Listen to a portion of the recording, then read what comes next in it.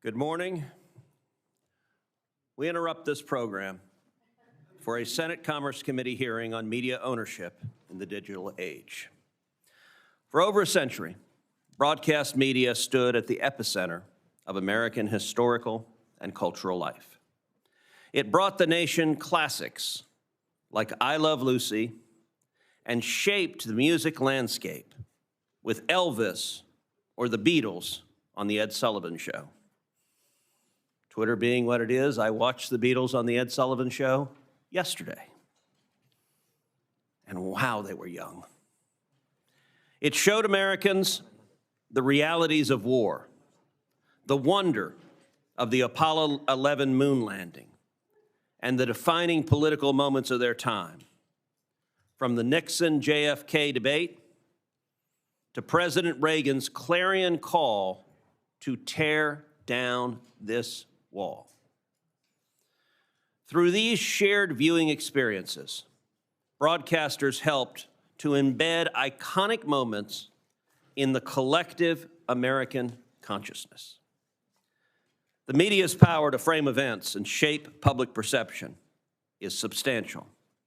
So it is understandable why Congress placed limits on broadcast media ownership, intended to prevent a monopoly on programming and viewpoints. Indeed, for much of the last century, holding a broadcast license was often called a license to print money. With limited competition, station owners commanded massive audiences and steady profits. But that era has passed. Cable and satellite ushered in 24/7 news, while the internet and mobile technologies unleashed a wave of streaming services, news and entertainment sites, and social media, flooding American screens with endless content and fragmenting what were previously universal audiences. Today, broadcasters are fighting to stay competitive against media and tech company with national and often global reach. This raises an important question. Are long-standing broadcast media ownership rules still relevant in the digital age? And if so, to what extent? In recent years, some of these rules have been rolled back or eliminated. Whether more reform is needed or if today's status quo remains sound policy is what we will explore today. In the Telecommunications Act of 1996, Congress anticipated the rise of today's competitive market by directing the FCC to periodically review its broadcast ownership rules with an eye towards deregulation. That's what statute says right now. Every 4 years, the FCC was to decide whether to repeal or modify any regulation that no longer served the public interest. One rule, however, was deliberately set out: the national TV audience reach cap. In 2004, Congress specifically directed the FCC to set this cap at 39% of U.S. television households, and it has remained at the same level for 22 years. Now, as several major mergers loom, the FCC is considering lifting or eliminating this cap. Some argue that lifting the cap will allow broadcasters to scale, to invest more in local news outlets across the country, and to better compete with deep-pocketed tech companies. Others say lifting the cap will consolidate viewpoints and hand control over to newsrooms in New York and Hollywood, choking out local views. But more fundamental than the optimal policy is the law. It may be the case that the FCC cannot modify the 39% cap because Congress set that number in statute. I look forward to hearing these perspectives and more today. If there's one thing that's clear, it's this: current media ownership rules were written in a vastly different technological age. The days when broadcasters built a uniform global village across America's living rooms is over. As Media has splintered into thousands of websites, TikTok accounts, podcasts, and other form of content, each catering to its own niche audience. Yet even in this fragmented landscape, the media's ability to shape national discourse remains incredibly powerful, making questions about market concentration as important as ever. This hearing is designed to inform Congress in answering these questions. Should Congress revisit underlying statutes, and does the FCC have appropriate authority or flexibility to address today's evolving media landscape? I'm grateful to our witnesses for being here today to help us in this effort. And I now turn to Ranking Member Cantwell. Thank you, Mr. Chairman, and thank you for calling the hearing and the witnesses to be here today. This is a subject that generally I would say I care a lot about, and I do think that today we'll get into a pretty big debate about the amount of digital content now in advertising and controlling that market. I also think we'll hear a lot about why it's not a good idea for consumers to have so much content behind paywalls and them not being able to access it. I think the first two witnesses will agree on that. I'm not sure they're going to agree on other things, but they are going to agree there. This past Sunday, more than 100 million Americans watched the Super Bowl. Obviously, I'm very happy about my state of Washington and the Seattle Seahawks bringing home a second Lombardi trophy. Right now, millions. On the over-under on whether you'd make it a minute before saying that, I had the under. Congratulations. Thank you. And you did it with the former Vikings quarterback to add to our pain, our pain. I want to say there was a lot of people helping the Seahawks. A lot of Texans, a lot of great job by your former quarterback, yes.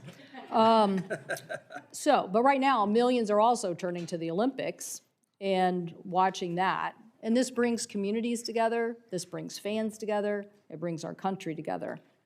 But Mr. Chairman, as the media landscapes become more fragmented every year, those shared experiences are becoming rarer. And as I said earlier, my concern about how much is being eaten up by tech companies in the broadcast model and how much is being put behind a paywall is very concerning. That is why several years ago, as ranking member of the committee, we put out a local journalism report, basically America's most trusted news source.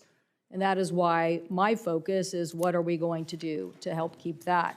From the report, it says, modern economic literature views this through the lens of, quote, information economics, or asymmetrical information, which is now recognized as the basic tenet of economics. Basically, what we're saying is if you don't have a lot of competition on information, you're not going to get perfect information. You're going to get distorted information. So, as the report says, in terms of economists across the political spectrum agree that increased reporting on local conditions leads to fairer prices for goods, a decline in local journalism, and ensuring decreases in available information result in market inefficiencies. So, today, I'm here to fight for local journalism. If the Nexstar Tegna deal goes through, a single company will control 265 stations capable of reaching 80% of all the television households, more than double the current cap. And for nearly half of their audience, 100 million people, Nexstar would own 2 or more stations in a media market. Now that concerns me. To me, that is not more local voices, that is fewer. So I want to see how we are going to deal with this kind of situation. We've invited Mr. Waldman, who in his testimony says that roughly 40 local journalists for every 100,000 Americans. Today, that number is 8. That was in 2002. That number is now down to 8. So the decline is not just limited to small outlets. Just this week, we saw a massive layoff at the Washington Post. This includes cutting over half the journalists covering local DC news. So if flagship national institutions are struggling, imagine the pressure on small local stations and newspapers.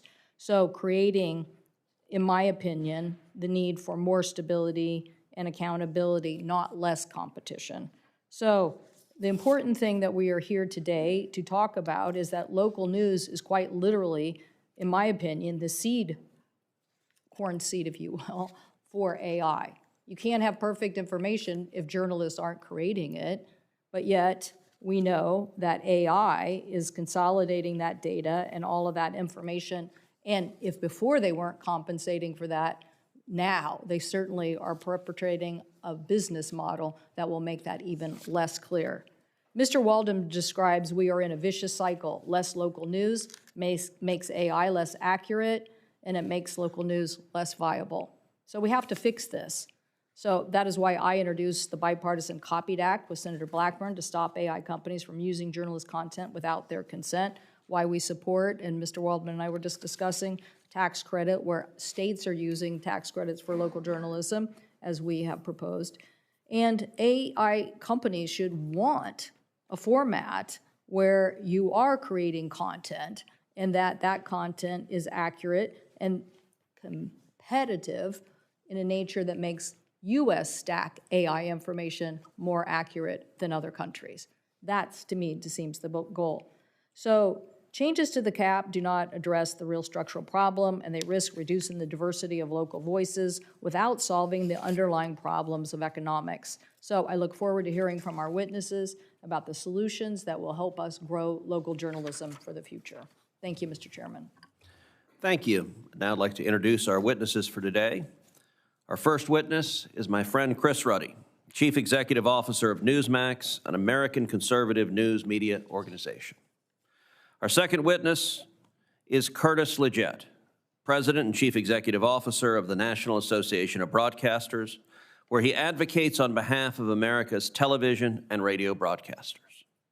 Our third witness is Thomas Johnson, partner and co-chair of the Issues and Appeals practice at Wiley, Rein, LLP. He previously served as general counsel at the Federal Communications Commission. Our final witness is Steve Waldman, founder and president of Rebuild Local News, a nonprofit focused on vitalizing local news across America. Mr. Ruddy, we'll start with you.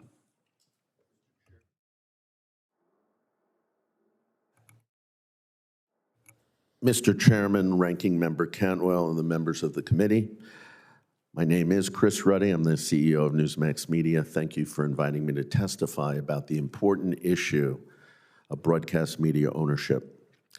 Newsmax reaches more than 50 million Americans regularly. We're a significant player in cable TV with the nation's fourth highest rated cable news channel. Forbes has described us as a news powerhouse. Our success is remarkable because the regulatory framework of the FCC favors media conglomerates and effectively blocks independent voices, both from the right and the left. There are 50 top cable channels in America. Newsmax is the only one operated by an independent media company. Every other channel is owned or created by a conglomerate. Newsmax's success proves the system is broken and that this poses risks to competition, consumers, and even our democracy. We need more independent media. We need more competition, not less. Newsmax does not hold any broadcast licenses, but we are directly affected by TV consolidation. Large station groups hold enormous leverage over pay TV operators through retransmission fees, better known as retrans fees. These station groups can dictate prices and even determine what networks cable operators must carry. Nexstar provides a clear example. It owns about 200 stations today, many ABC, CBS, and NBC affiliated ones. If cable operators want to carry those stations, they have to pay Nexstar very high retrans fees. If they refuse, Nexstar can pull the plug, go dark, leaving viewers without the programming. Nexstar also insists that operators carry its cable channel, News Nation. Last year, Newsmax delivered 5 times the rating of News Nation, yet operators were forced not only to carry News Nation, but to pay license fees higher than that paid to Newsmax. Clearly, Nexstar's market leverage, you talked, Senator Cantwell, about the 80% reach they have, suppresses competition and harms consumers. The national television ownership cap was meant to protect against such abuses. In '96, Congress established this cap into law, and later the cap was moved up to 39%. Only Congress may change the cap. Nevertheless, the FCC subverted the law by using the so-called UHF discount. Today, UHF stations reach 100% of households, and no discount should be applied. Yet Nexstar used the discount to acquire Tribune and expand its national reach to 70% of U.S. households a few years ago, way above the 39% cap. They're not satisfied with that, and now they want 80% reach. And the industry, broadcast industry, wants to replicate Nexstar's model in the pursuit of power and money to the detriment of the public interest. President Reagan first adopted the cap because it was dangerous to allow big networks to own stations in every market across the country. At that time, he set it at 25%. But since then, a bipartisan consensus developed that the public is best served by limiting TV ownership and preserving competition. This is why so many from both the left and the right oppose lifting the cap. CPAC, the National Religious Broadcasters, OAN, ZOA, and others have urged the FCC and Congress to keep the cap at 39%. Local TV is critical in providing community news. With the collapse of newspapers, television stands alone as the primary source of local reporting. Big tech does hardly any local news reporting. The TVB, Pew, and Knight studies all found the local broadcast news is the #1 source for Americans seeking local news. Raising the cap means that 2 or 3 corporations will eventually own most stations in the nation and control almost all local news. This is why consolidation and the Nexstar deal is so dangerous. Consolidation is also about big money. Today, a broadcast license, as the senator said, is a license to mint money. It's still true. Owning more licenses means more leverage over cable operators, more retrans fees, and bigger profits. We know that station groups cut costs by consolidating newsrooms, and reduce competition at the local level allows them to raise advertising rates. Retrans fees are significant, and they account for more than 50% of broadcast revenues. Since 2010, retrans fees have risen more than 2,000%. 2,000%. If milk prices had risen at the same rate, a half a gallon of milk today would cost almost $40. Consolidation has been unbelievably profitable for Nexstar. Its EBITDA grew from $300 million in 2015 to close to $2 billion in 2024, almost a 500% increase. Sinclair, Scripps, and Tegna show similarly strong profits. It is undeniable the FCC has already given Nexstar an excessive concentration of broadcast licenses. Now they want even more? The Nexstar deal works for Wall Street, but it doesn't work for Main Street. We see this as consumers pay for consolidation as their cable bills skyrocket. The affordability crisis, this is a contributor.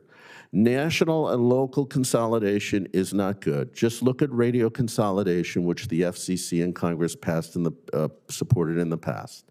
Today, 3 companies control all major radio licenses. They've gutted local program, and they're all in financial trouble.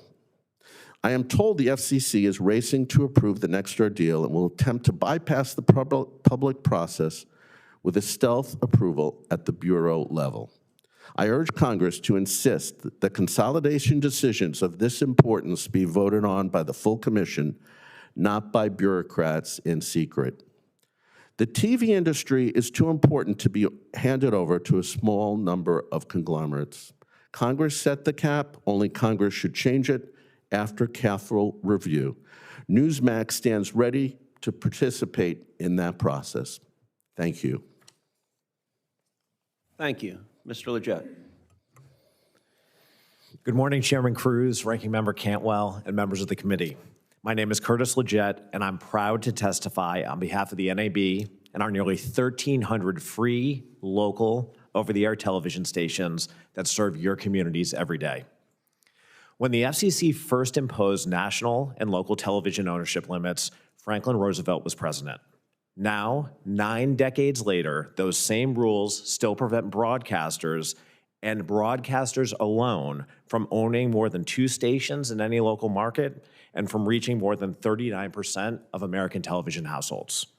These outdated regulations distort today's video and advertising marketplace. They advantage giant tech platforms, global streaming services, pay TV providers, and national cable programmers while placing local broadcasters at a severe disadvantage. In a digital media marketplace dominated by Google, YouTube, Netflix, Amazon, Apple, Meta, and TikTok, ownership restrictions that apply only to broadcasters are no longer rational or sustainable. They prevent broadcasters from achieving the scale necessary to compete for audience, programming, advertising revenues, and investment capital. As a result, your local stations remain hobbled by rules designed for the analog era, rules that directly undermine broadcasters' ability to provide our essential public service that remains free and universally accessible to all viewers. During recent crippling winter storms across vast swaths of the country, and during devastating floods in both Texas and Washington state, it was local broadcasters, not global streamers or national pay TV channels, that remained on the ground and on the air in those communities, providing life-saving information to their viewers. And beyond times of emergency, broadcasters are delivering the fact-based, most trusted journalism that keeps your constituents and communities informed and connected. Unfortunately, this local journalism is facing growing financial pressure. Fewer than half of television stations now report that their local news operations are profitable. Facing ever-rising news production costs and declining ad revenues, some broadcasters are simply unable to continue maintaining their own separate news operations. Without modernizing these ownership rules, local television news, the last bastion of truly local journalism in many communities, will suffer the same fate as thousands of local newspapers. Some argue that allowing broadcasters to achieve greater scale would reduce local news. The data shows just the opposite. Over the past decade, as broadcasters gained modest additional scale, the number of local news telecasts and hours of locally produced news increased substantially. From 2011 to 2023, local news telecasts increased by more than 40%, and total hours of local news grew nearly 50%. Scale allows broadcasters to invest more heavily in journalism, not less, but it's not enough.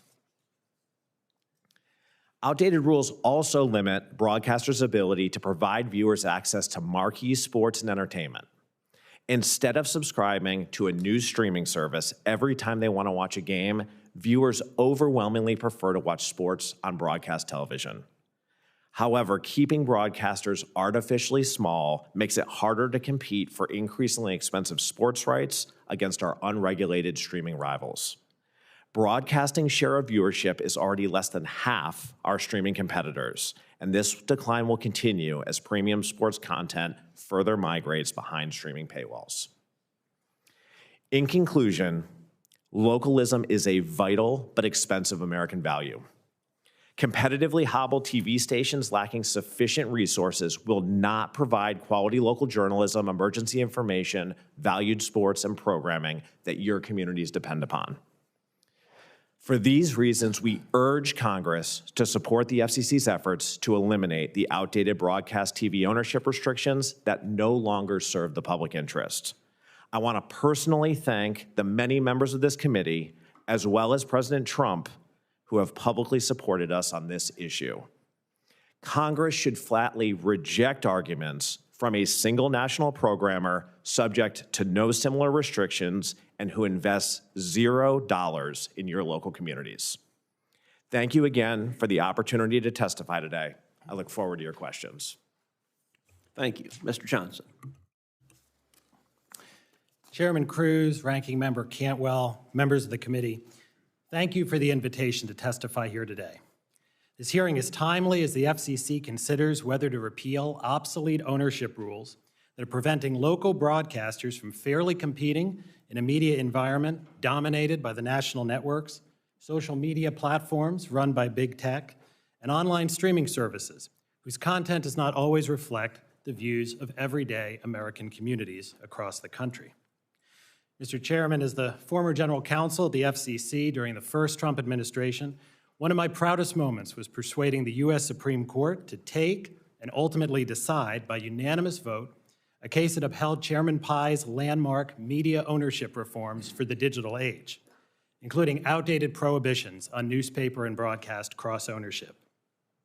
Now, under Chairman Carr's leadership, the FCC is continuing the important work of reviewing the agency's remaining ownership rules.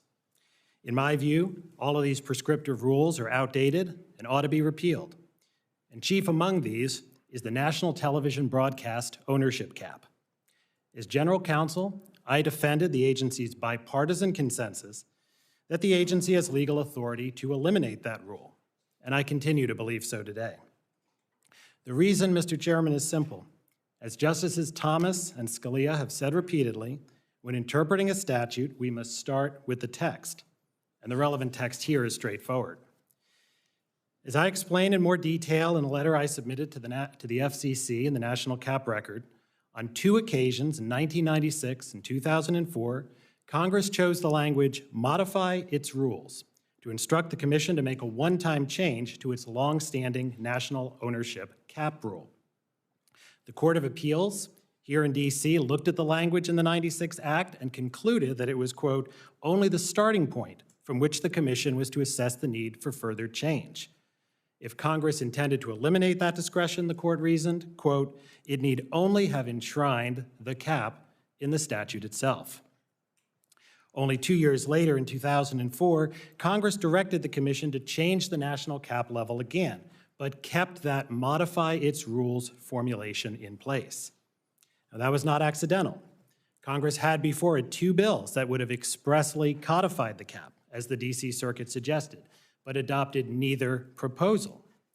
Congress's choice of words to direct a one-time rule change rather than impose a mandate, as it has in other parts of the Communications Act, even with respect to broadcast policy. Those words matter. Now, I believe the FCC not only can modify the cap, but it should do so. During the early days of the cap, as you mentioned, Mr. Chairman, Americans still got their news and other programming primarily from one of the so-called Big 3 broadcast networks. The FCC hoped that limits on audience reach would help ensure against those then dominant voices monopolizing the marketplace. But advances in technology have turned that original rationale on its head.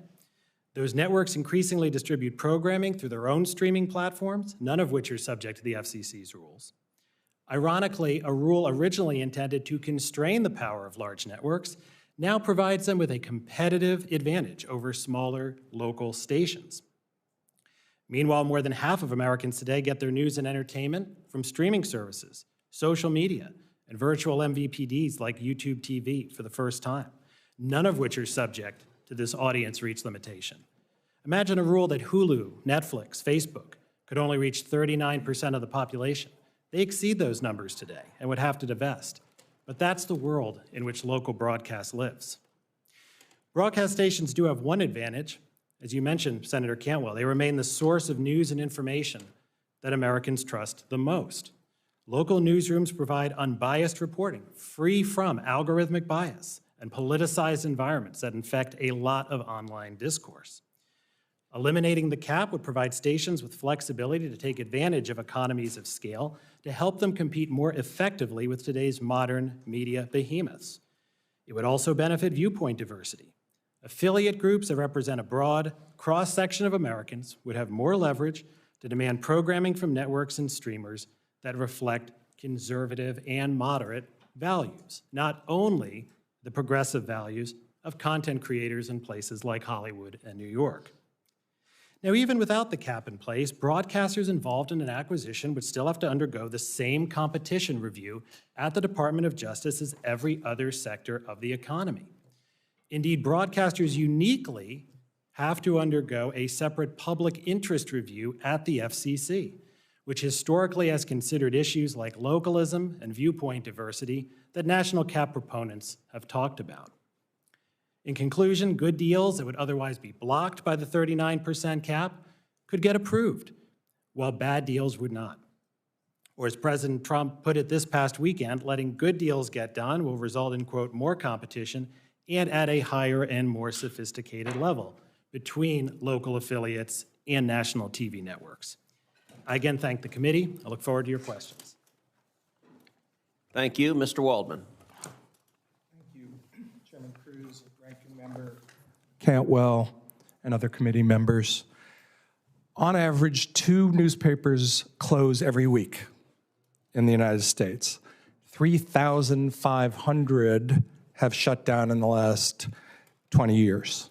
And perhaps most importantly, in the last 20 years, there's been a 75% drop in the number of local journalists. That's in print, TV, digital. And the consequences for communities are really alarming. Studies show that areas with less local news have more corruption, more government waste, less civic involvement, less volunteering. People know a lot about national controversies, but not all that much about local issues, what the mayor did this year, or even what the mayor's name was. And there's one more thing that's a bit harder to measure, but so important, is the vacuum is being filled by social media and national news, which are leaving communities more divided. As Senator Moran said last week about the Plainville Times, national journalism has the habit of tearing us apart. Community journalism pulls us together. Yes, media consolidation is one of the causes. For instance, private equity firms in New York acquired lots of newspapers, then laid off the local reporters in the rest of the country. But the primary cause is the internet. Advertisers shifted spending toward Google, Facebook, and other tech platforms, and then used their market clout to restrict competition and provide less revenue to local publishers. And now comes another body blow, artificial intelligence. AI will further deplete the revenue of local news outlets. AI companies will suck in the local news content to train and ground the AI assistants, which then provide full answers instead of linking prominently off to the publisher websites. And those click-throughs are what have generated the traffic and the revenue for the local news outlets. When the Washington Post announced its cuts, which included a 70% cut in the Metro staff, they noted that their search traffic had dropped by half in 3 years. And by the way, these drops in traffic are at conservative websites as well. But here's the horrible paradox of all this. As AI erodes local news businesses, that hollowness, in turn, will make it worse, will make AI worse. AI works well when it has massive amounts of data, but it really struggles when it's confronted with the condition called information scarcity, and local news suffers from that ailment exactly. Studies show AI routinely provides inaccurate information on local matters, and when malicious players are producing deep fakes and there are no local watchdogs, those will run rampant. And to be clear, like, AI does offer tremendous opportunities to local newsrooms. It really does. I mean, these nearly magical tools can help local news outlets do more coverage with less money. But the tech industry has to go farther than that and help reverse the financial crisis, the revenue crisis that it helped to create.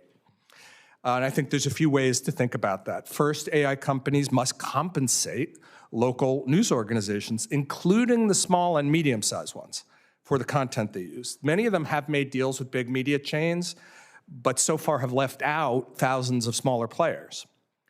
Second, we have the big controversies and energy over the construction of AI data centers.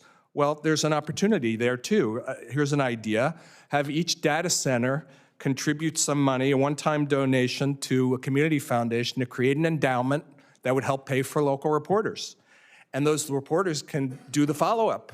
Did the AI companies actually buy from local businesses, as they said they would, or hire locally, or did they pay their way on electricity, as they said?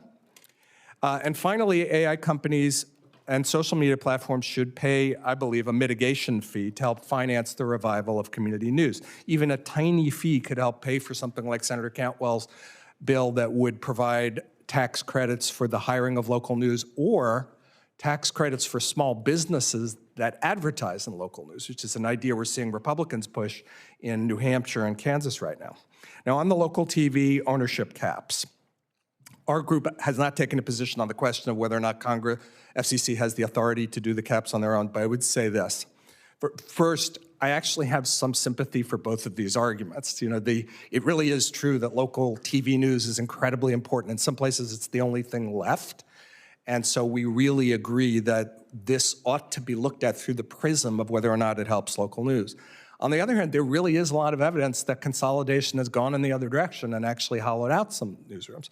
So my advice would be to look at that question through the prism of whether it's good or bad for local news, and specifically look at whether it maintains or increases or reduces the number of local reporters and editors, not the number of hours. Because if you have less local reporters and more hours, what you actually have is more superficial local news or more copying. So really look at the kind of capacity. And I think time is running out. We need to reverse this before nothing's left. We, at heart, need more human reporters living in the communities, accountable to and listening to their neighbors. And for that revival to happen, the biggest technology companies must quickly step up as well. Thank you. Mr. Ruddy, let's start with you.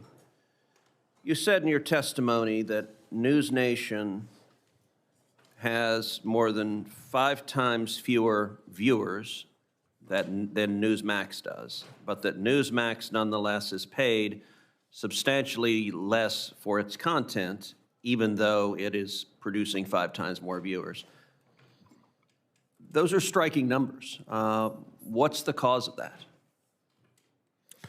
Market leverage and market power. News Nation is owned by Nexstar, and Nexstar owns today about 200 TV stations, and they go in with the cable operators to negotiate their agreements for those TV stations. They have incredible leverage because they have so many stations. So imagine if they're negotiating with Spectrum, Charter, goes by the name of Spectrum, and they have 50 stations in their various markets, and they want a certain retrans fee. So when they're in negotiations, they say to Spectrum, you better pay us the rate, otherwise we're going to take the stations off your cable system. And that could be devastating for a company like Spectrum. And then they also say, we have a cable channel, and we want you to pay us a certain amount, and if you don't pay us, we can go dark on our broadcast stations. Nexstar is not the only company that does this. ABC Disney has ESPN and a whole number of channels. Fox has a whole number of channels, and they all use and wield the leverage of their broadcast stations to get high fees for their cable channels. I'm an independent media company. I don't have the leverage that these broadcast companies. So one of the reasons we had the cap was to reduce the leverage so that they couldn't overpower the cable operators. And this is why cable bills are up over 100% in recent years, because of the immense power that these companies have. Mr. LeGeyt, do you agree with Mr. Ruddy? Do you agree that it is market power that is resulting in higher fees being paid? Absolutely not. I represent, at the National Association of Broadcasters, Nexstar's broadcast interests. So I can't speak to News Nation. But what I can say is this. When you look at the media landscape, we are distant stars in the solar system that is Meta, Google, Apple, Amazon, Netflix.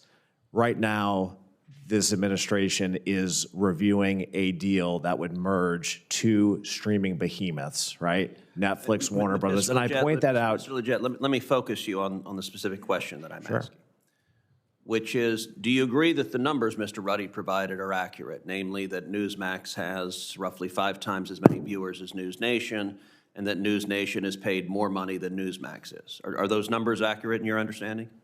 So I don't have the viewership numbers in front of me, but I will stipulate to that if he's documenting those. And I don't have any visibility into News Nation's programming fees. That's not publicly available information. Then let me ask, assuming those data are correct, do you have any explanation for why that would be the case other than market power? That explanation seems plausible to me. Is there another one other than leveraging the market power to extract those higher fees? I'm focused on ensuring that Nexstar actually has the market power it needs to compete with big tech, which has siphoned away from Nexstar and other broadcasters. You don't want to answer that question. That's okay. Let's move on to a different question. This is a question for both Mr. LeGeyt and Mr. Ruddy. There's been a lot of discussion about local news. I agree local news is critically important.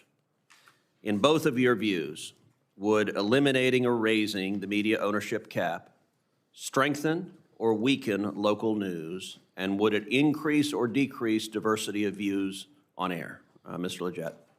It would both increase competition for and production of local news, and it would increase diversity of voices. And the reason is simple, that right now broadcasters are simply stifled in their ability to compete in this landscape. You have rules premised on the notion that broadcasters only compete against other broadcasters for advertising dollars, for audience, and for programming. And we know that that is not the case. Over the course of the last 20 years, 70% of the local advertising marketplace has been siphoned away from traditional media by big tech. We are competing for programming, NFL games with Netflix and Amazon, and we're competing for audience with all of these streaming services. According to Nielsen in December, streaming viewership was nearly half of all television viewership. Broadcast, just 20%. So we're competing against behemoths. The only way to invest in local news is to reverse this trend, gain some scale, and bring that revenue back to local broadcasting, and that is going to benefit local communities. Mr. Ruddy, same question. Well, I almost feel like I'm in a different universe than my respected guest or member here. But let's go through that. TV is doing well. Nobody's denying. They made almost $2 billion in 2024. They're projecting even bigger profits once this merger goes through. So what is the aid that they need to do to upend the congressional law? Why are they going and running around using the bureaucracy rather than going to Congress? Because they know they have no support in Congress, and the public opinion polls show they have no support. He said two things. One is, Nexstar, we know when they did the Tribune merger, ended up with 15, I think they're currently about 15 duopolies. In every case, they combined the two stations' newsrooms into one. That's the only way they make money. In their projections on the merger, they're saying because of the consolidation, they're going to have $300 million in savings, and almost half of it, $135 million, comes from local programming consolidation. The only local programming local TV stations do is local news. That's pretty much the whole thing. So that's where this is all going. They can make fortunes, and it's local news that suffers. And all right, final question. In 2023, I criticized then FCC Chairwoman Jessica Rosenworcel for delegating to the Media Bureau and to an administrative law judge a decision on the Standard General acquisition of Tegna. At the time, I wrote with my House counterpart, Congresswoman Kathy McMorris Rodgers, quote, first, to keep the commission accountable to Congress and the public, a full commission vote is required for certain matters, particularly those involving significant legal or policy consequences.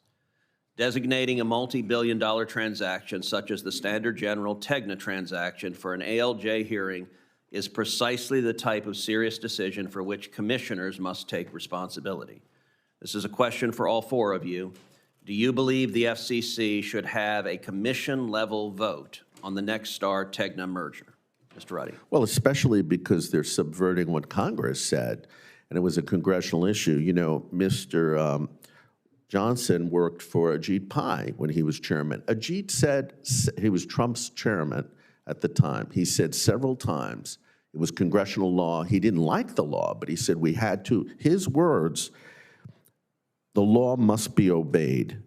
Chairwoman Rosenworcel, under the recent administration, nixed the Nexstar deal, saying that it violated the congressional law of the 39% cap. Brendan Carr was the ranking Republican at the time, and he offered a concurring opinion that did not dispute that. Okay, Mr. LeGeyt. The NAB doesn't advocate on any specific transaction, but we certainly support the full commission voting to raise the national ownership cap. Mr. Johnson. Under the Communications Act, Senator, the commission has discretion to decide whether, with very limited exceptions, whether to decide something at the bureau or commission level. Even when something is decided at the bureau level, there are mechanisms for review before the full commission, as well as ultimately in court. Mr. Waldman. We haven't taken a position on that, but in general, issues of this import should be at the commission level. Thank you. Ranking Member Cantwell.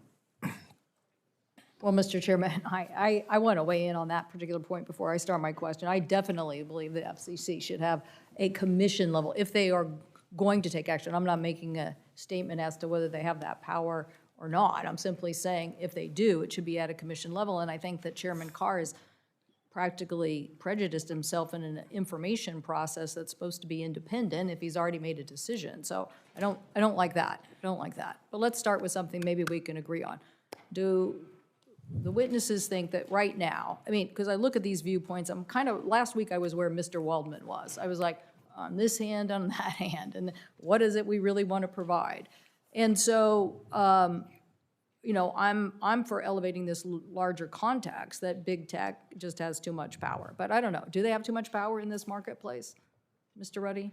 Well, I think that consolidated big tech is a danger to the public interest. I think there should be more competition in big tech across the board. And there I just should meant be, as it relates to now preserving local journalism and how much of the business model. I mean, I think here you have a cord-cutting problem. Mr. LeGeyt basically has a big moneymaker for himself right now, which I'm for. I am for broadcast sports. Not because the Seahawks won. I'm for broadcast sports because I do not want my consuming public to have to pay to see content they can just watch advertising to see. I want it to be cheaper. So I'm for not allowing these people to put so much content behind a paywall and making consumers pay out the nose for it. So, but anyway, so I just, on this point, do we need to do something here so that we have more level playing field? Are they the bigger issue here? no, I think that local news is almost entirely by broadcast TV. Big tech creates almost no original local news. But Mr. So we LeGeyt- need to protect the diversity and competition in that field. Mr. LeGeyt is telling you this is his moneymaker right now.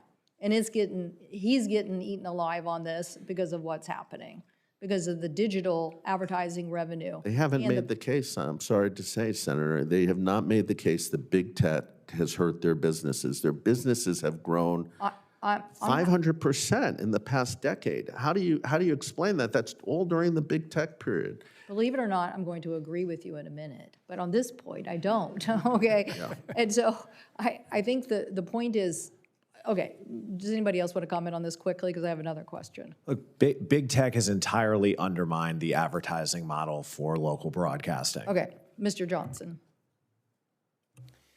I think by eliminating some of these prescriptive rules, senators, what you do is you give the affiliates better bargaining power negotiating at the table. So they can, in their discussion with MVPDs, with big tech, they can say, we want more local control over programming. Yeah, Mr. Waldman. Yes, absolutely. Big tech is a big part of the reason for the undermining of the local news business model for TV and local news, and it's about to happen again with AI. Right. So Mr. LeGeyt's key point, though, is that and look, I've helped the broadcasters on good faith protections for broadcasters. I've actually sided with the broadcasters, on these issues that now, we're hearing complaints about. But again, in this world where the cord cutting and streaming media is leading to this, I'm not sure that I believe that consolidating people so that you could then own 3 TV stations in one media market and then basically decimate that media market without competition is the way to go. And so I have a concern, Mr. Waldman, that is where, to your question, which is you're asking us a question to consider, but I'm asking it back. Why would I want to support? Now, I'm not saying you have to have 3 TV stations in every media market, but I do want diversity. And why would I allow for more consolidation when our biggest problem has been concentration? Why would I go for that? Why would I go for this merger if, in fact, you're going to basically hand over more concentration, less diversity? And if that means somebody's going to do general programming and give me less, and Mr. LeGeyt, you made a good point about the number of eyeballs, a power of growing, because like digital did grow even with broadcasters. But that doesn't mean that we had all the local content or the diversity of voices. So isn't this the crux of the issue, that basically you're going to be able to own more media markets and concentrate, own 3 TV stations and then basically decide how to blow them up and give me general programming from New York, which I don't want. Which we are seeing more of. And, you know, Senator Cruz quoted President Reagan a while ago. I would quote President Reagan on another point, which is trust but verify. Yes, in some cases, mergers might lead to more local news, but the evidence is that in many, many cases, it goes the other way, that it cuts local news. So if you're going to be, if Congress considers loosening these caps at all, it should be contingent on commitments that they maintain or increase the number of local reporters. Okay, interesting. I mean, this is the crux here. We can't be for a merger just to get bigger to fight big tech on their eating up sports revenue, which they're putting behind a paywall that makes consumers pay more. I can't, I can't be for that. But I do think that we have to also, point out, Mr. Ruddy, that I really don't want so much concentration of this marketplace by 80% or whatever it is, ownership by these big corporations who then just generalize content out to my news stations. That's not even healthy for any of us in the ecosystem. The National Hispanic Coalition did a poll in December, Democratic pollster, that found over 70% oppose the Nexstar merger and the consolidation. Only about less than 7% supported it. A recent Republican poll, Public Opinion Strategies, found, again, 75% opposition to consolidation, only 7%. So this is a bipartisan. Well, I definitely support more diversity in voices. We have to figure out how we're going to get there. So, but anyway, I appreciate, Mr. Chairman. Thank you. Thank you. Senator Capito. Mr. Chairman, thank all of you all for being here. I'm around the corner here. I've been listening to the debate, very interestingly, obviously diverse opinions. I'm trying to think of my constituents listening to the same debate. I live in a small state, West Virginia, that has Nexstar stations and others. And I'm going back to the storm that we just had 2 weeks ago. What is everybody watching? They're watching their local broadcaster. They want to find out what roads are closed, what schools are closed, what can we anticipate coming forward. And, we all laugh about, when you get older, like I am, you're all watching the Weather Channel all the time, or the weather of your local weather. This is really important for local broadcasting. I agree with Senator Cantwell that sports aspect of it is a huge aspect for a small state, because we can't access, sometimes if you don't buy the Big 12 network, you can't watch West Virginia University play, which is like our pro team. We're not like the chairman that has all kinds of teams in his state. So, or Super Bowl winners like the ranking. I'm trying to get in good with both of them, if you can tell. So if I'm sitting there and I've just experienced, and I'm watching this hearing, I'm going to give it to all 4 of you because I'm interested to see how would your position help those people that desperately need to have that local programming in times of emergency, weather outages, and all other political news and everything. How would, and we'll start with Mr. Ruddy. Okay, well, let's imagine in one of those markets in your state, Senator, Nexstar owned 2 to 4 of the major highly rated stations, because in 30 markets across the country, they will have that type of dominance. And we know that in 15 already, they just merged the newsrooms. So if you go to the NBC channel, for instance, which they might have as an affiliate, and you see that they're covering the hospital and what's happening at the hospital as a result of the tragedy or the natural disaster. And then you watch the CBS station, which they also own, and they have the same reporter at the hospital. but they don't have the resources because they combine newsrooms. They're not at the school, which some kids were injured, let's say. So they save money, but you have less content, less diversity of news. And that's the danger of both local consolidation and national consolidation. Okay. Let me ask Mr. LeGeyt to answer that. Thank you, Senator. All right. Mr. Ruddy's narrative is a compelling one, but it's a fiction because that is not what is happening in local communities. You know this well. WOWK, which Nexstar owns, is as committed a local station as exists in the country. True. And some of the combinations that we're talking about in local markets, they're the equivalent of one printing press being able to produce two newspapers. What we have shown over the course of the last decade in those markets where consolidation has occurred is that it means more local news and it means more local journalists. Now, certainly scale can mean some efficiencies when it comes to corporate overhead, but we as local broadcasters don't win if we're not producing the best local news in communities across the country. If we just become another nationalized media, we're losing that battle with Apple Plus, with Amazon Prime. That's not where Nexstar or any other local broadcast group is going to win in this media landscape. And the data shows that as we are able to get more revenue, whether it's from advertising or whether it's from retransmission consent, that's being plowed back into local journalism, and it's also ensuring that we can provide expensive sports on broadcast television. All right, Mr. Johnson. Well, thank you for the question, Senator. Having spent a year out in West Virginia working for General Morrissey back in 2017, I think it's very important that West Virginia communities get represented in these debates over media ownership. I think there's two ways in which removing some of these prescriptive ownership rules will help West Virginia communities. First of all, with respect to local news stories, as you say, the economies of scale that you introduce when you have larger station groups, that allows local affiliates to be more nimble. If there's a natural disaster, a pressing local news issue, they can often redirect resources to make sure that there's 24/7 coverage of whatever it is that's going on in a way that smaller independent stations sometimes cannot. The other thing is it gives affiliates more leverage at the bargaining table, both with the national networks and with streamers and online platforms, where oftentimes right now the networks really have the biggest seat at the table, so that you're asking questions like, can we have more local programming in West Virginia? Can we have more control over programming? That's going to ensure that those stations represent West Virginia values and not just California values. All right, thank you. And then Mr. Waldman, you want to take a swing at that? You know, I think in addition to what others have said, I would say, I know this topic of this hearing is the broadcast consolidation rules, but that's not the only factor that's going to affect whether you have local news in West Virginia.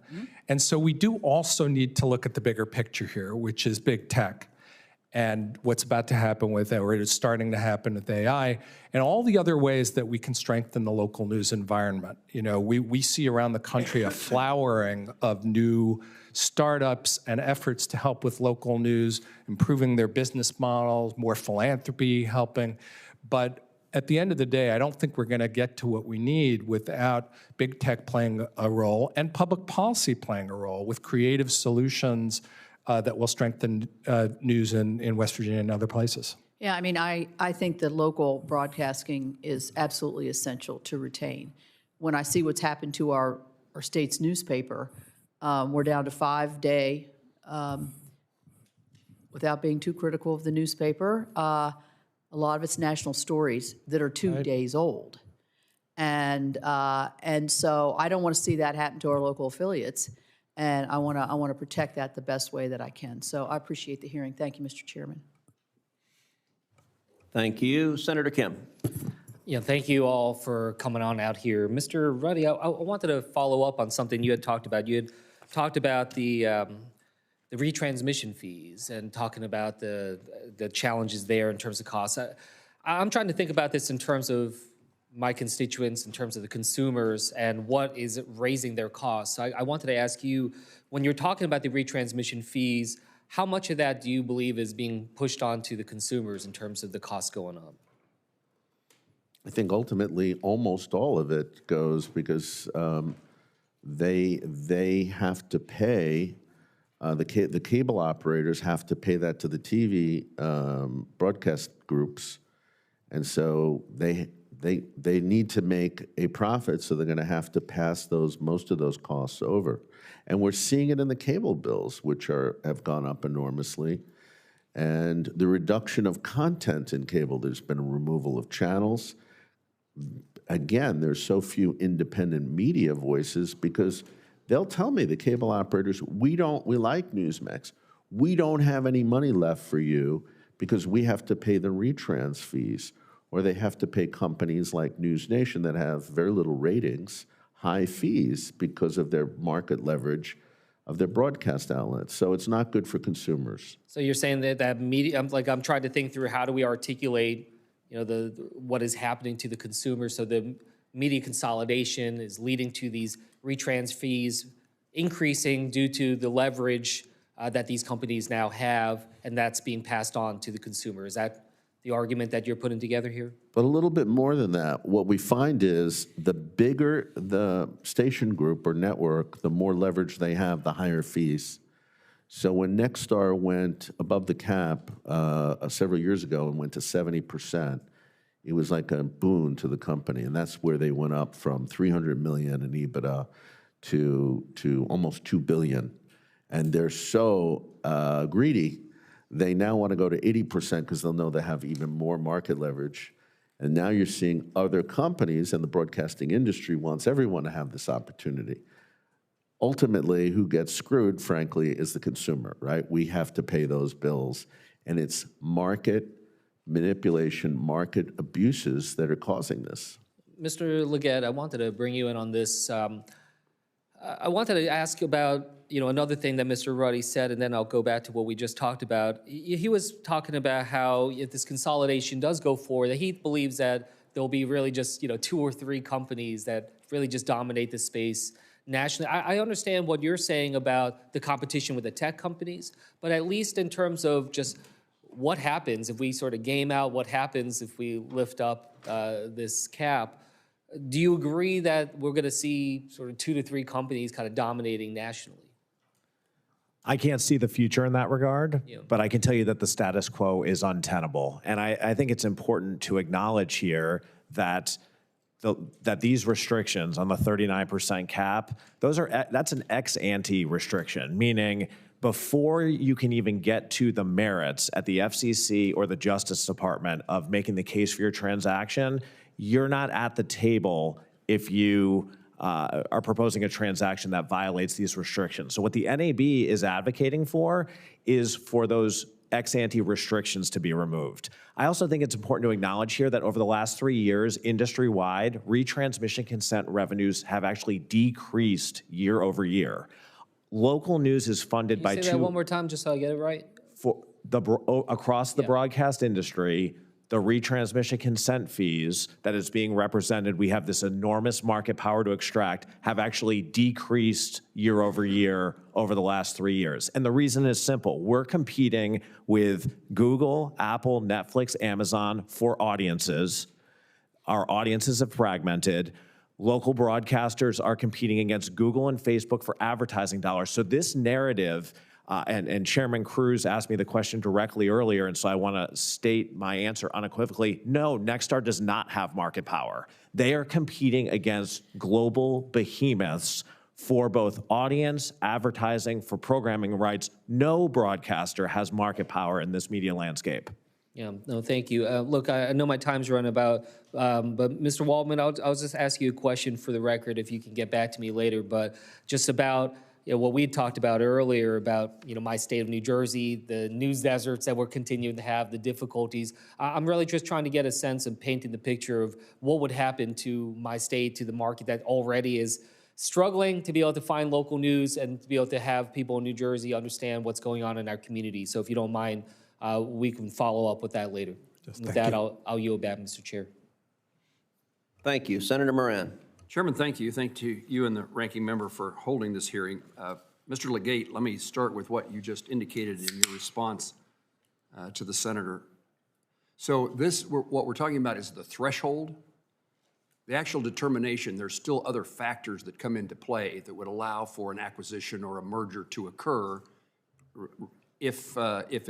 but it first has to be allowed by this standard, this threshold. That's absolutely correct, Senator. And those items would then protect competition, would be among other things that would be considered. The FCC still maintains the authority to review every transaction and assess whether it is in the public interest on a case-by-case basis. The Justice Department will examine the pro-competitive and anti-competitive impact of any proposed transaction.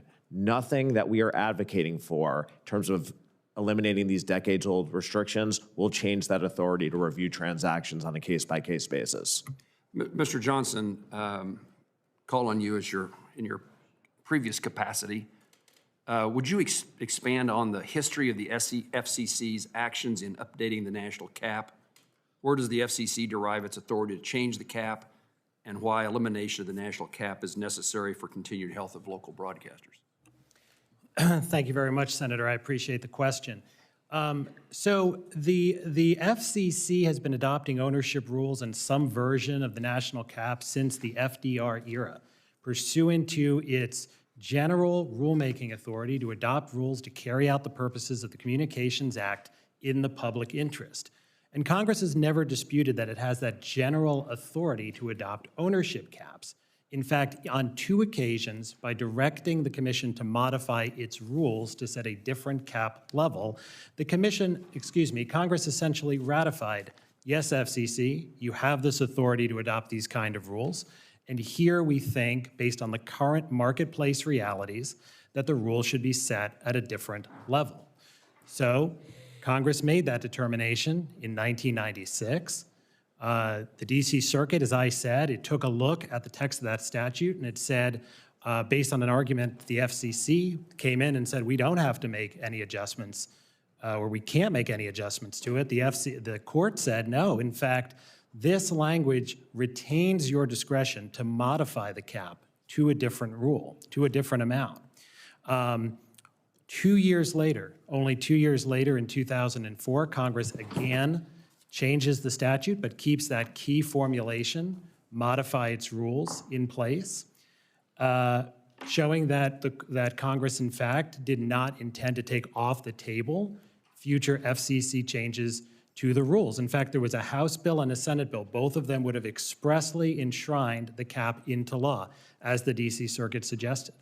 There was another statute 4 years before 2004 in which Congress explicitly told the Commission you cannot change the minimum separation distance between broadcast channels unless and until Congress further acts. So Congress knows how to take away FCC discretion when it wants to use that clear language, but it didn't do so here. And so in my view, the FCC retains that discretion. Thank you. Mr. Waldman, tell me what the world looks like with a cap being increased, and tell me what the world looks like if a cap isn't increased. Well, you know, we've heard testimony that said in the past, when you've had consolidation, it's led to more local news.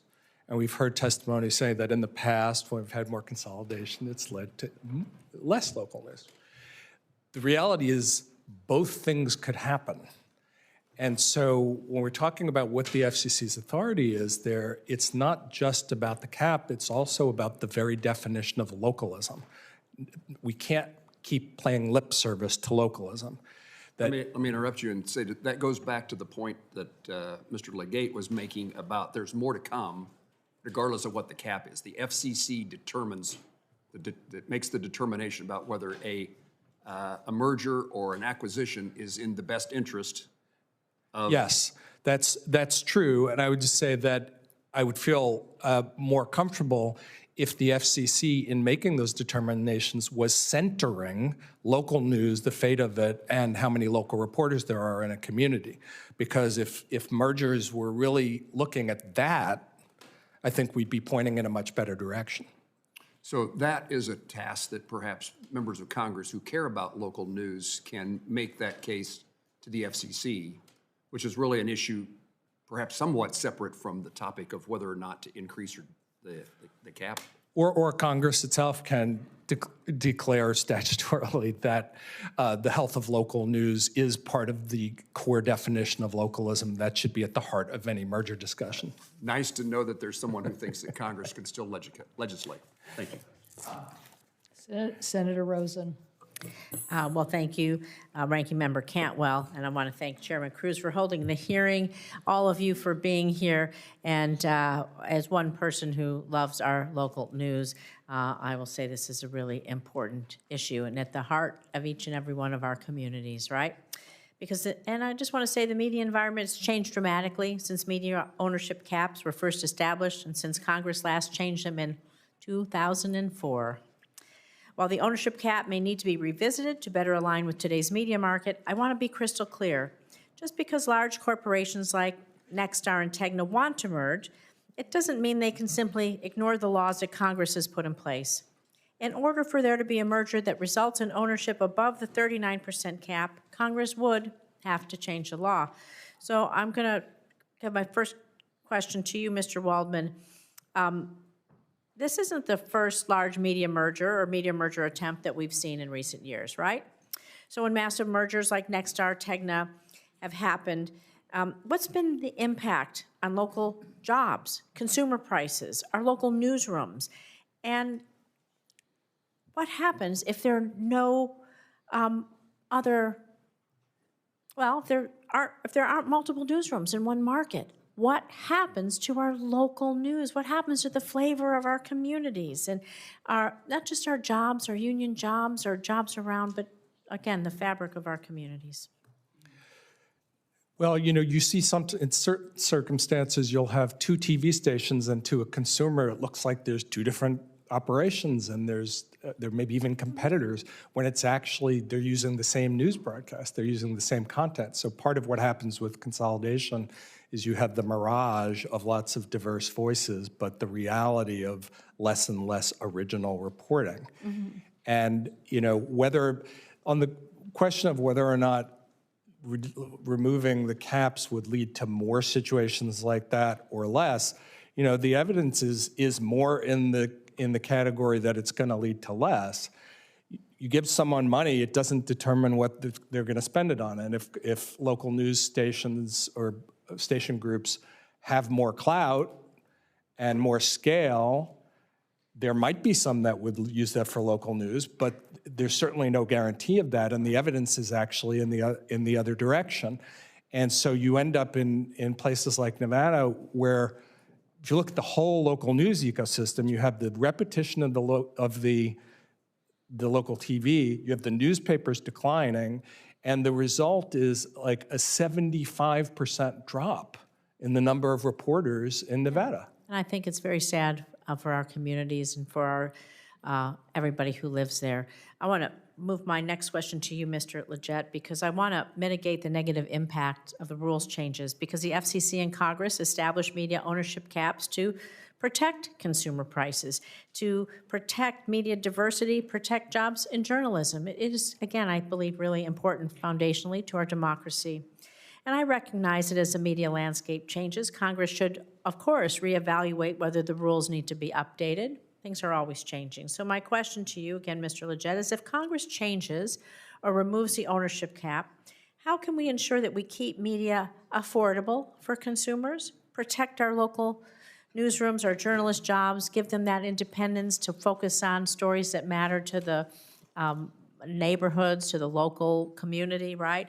And just improve media diversity and those independent voices that really focus on what matters. And if the current rules in place aren't working today, how do we protect the values? What's our alternative? Senator, thank you for the great question. I think first we need to level set with where we are today in local broadcast.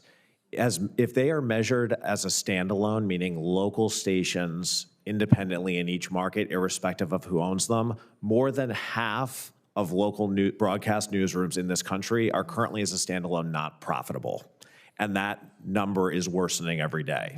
So the only way to ensure that communities across this country, many markets where individual stations would not be viable in terms of their own providing a local news, is to give those owners some scale, so that they can take those efficiencies and plow them into local newsrooms. I also think we're being prejudiced here in this debate by what's happened in the newspaper industry, and certainly that is a cautionary tale. But in broadcast, the data shows the exact opposite, where over the last 10 years, where broadcast groups have been able to gain more scale, it has actually resulted in more local news. And as Mr. Waldman alludes to, if you don't want to measure that success by hours of local news, let's look at our newsrooms, the employment in our newsrooms themselves.